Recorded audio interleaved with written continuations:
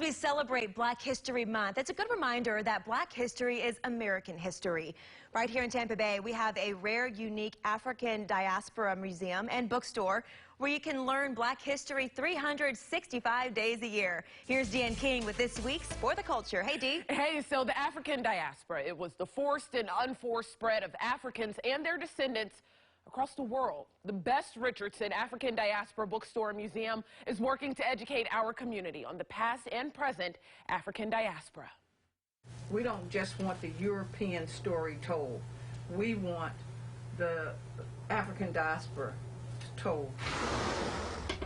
Thank you.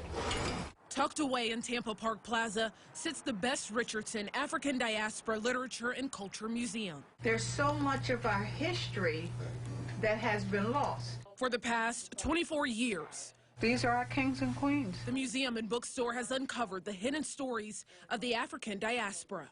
We come from all different parts of the world. We look different. We might speak different. But that African diaspora is a very, very strong base for our society. Gigi and her husband Skip believe stories of African culture have been left out of the main education system. We read the Odyssey in the 9th grade, the Iliad in the 10th, Shakespeare, Silas Marner, all of those, what they call the classics.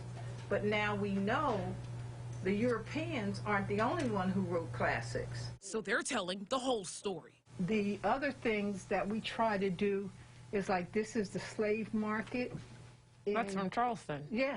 Whether through books, first edition Booker T. Washington, or exhibits. This is a lot of our Ghana collection. Gigi hopes people can learn the true stories of the African diaspora. We were written out of history. We want to show that we've always been here, letting people know how rich our culture is, the fact that there are writers who have written about our culture for many, many years. And continue to do so. For centuries, people of African descent were forbidden to even go to libraries, even forbidden to read. Now this museum and bookstore is open for everyone to learn about Black history and the African diaspora. When you put it that way, so powerful to think about that.